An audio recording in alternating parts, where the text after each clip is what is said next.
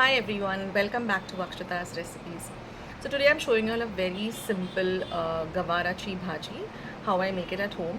It's really a very simple recipe. There is no onions, there is no garlic, there is no ginger, there's no prepping to be done. Very simple, and it gets ready also very quickly. And for those of you who are not eating non-veg now, especially during Shravan month, this is an amazing recipe to try out. So let's get started with the recipe, and I'll meet you at the end. So friends, let's start with today's simple yet delicious Gavarichi Bhaji.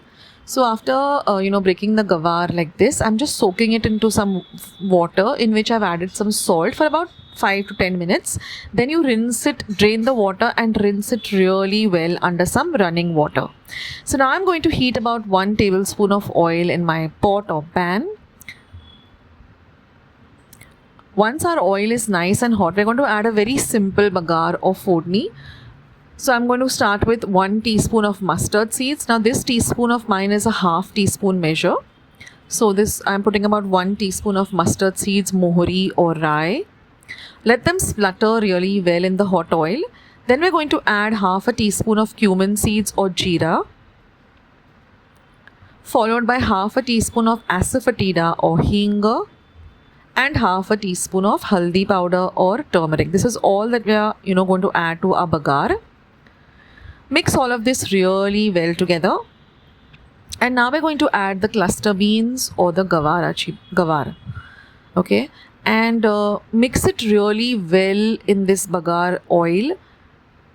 Coat each and every, ensure that everything is coated really well with this flavor, bagar oil or flavored oil.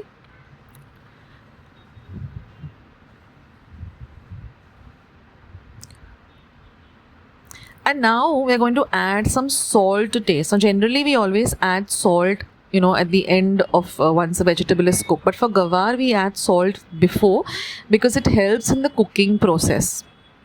So add some salt to taste. Always add little salt. You can always add salt at the end. So you can start with, a quarter teaspoon or half a teaspoon. Mix everything well. And now I'm going to put a lid over this and we're going to fill it up with about half a cup of water. So this aids in the cooking process. So now we're going to cook on a low to medium heat for about 5 to 7 minutes. And you can see that the water starts to boil like this or steam.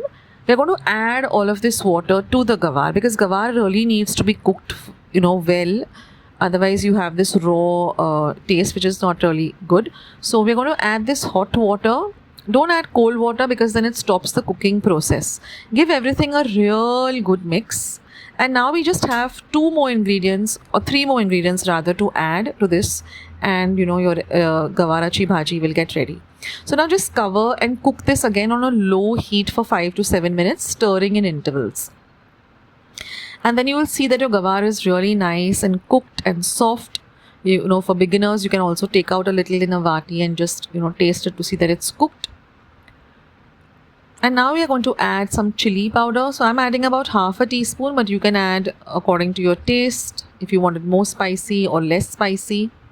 Then I'm going to add some goda masala or kala masala. Now I have a recipe of homemade goda masala which I make at home. I'll leave the link to that recipe. It's very simple. Mix everything really well, and then we're going to add about half a tablespoon of grated jaggery or ghul. Now this also you can adjust as per your taste. For those of you who use sugar instead of jaggery, you can use sugar according to taste. Give everything a real good mix.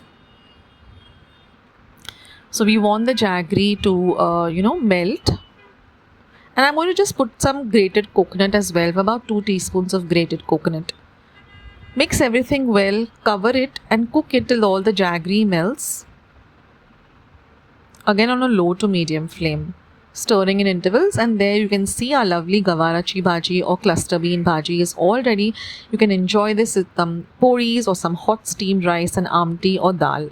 If you like that recipe, I put a lot of coconut and cook the gavar really well because gavar has to be really cooked, otherwise you have this raw flavor in your mouth and it doesn't taste good. That's why what I did is I put a lid and I put the water on top. I let the water nicely steam up and then I added that water to the gavar And don't add cold water because then it stops the cooking process, and then you have this kacha flavor of the gavar bhaji. So cook the gavar bhaji for a nice long time on a very low heat, and it's really delicious. This is one of our favorite dishes at home. So if you like today's video, do give it a like, do subscribe to my channel if you haven't already, leave your comments and your requests in the comment section below, and I'll catch you soon. Be loving and kind to one another, take care of yourselves, and I'll see you soon. Lots of love, from Akshita. Bye.